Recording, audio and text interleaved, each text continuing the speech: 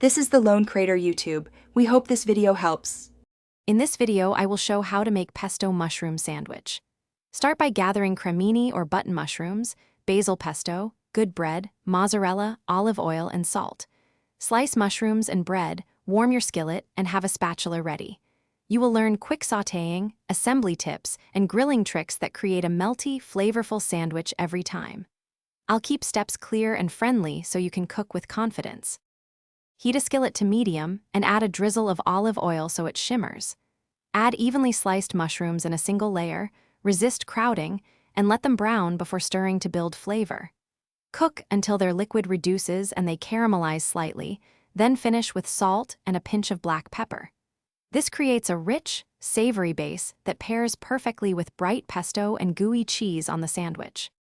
Spread pesto generously on both slices of bread to lock in herb flavor from edge to edge.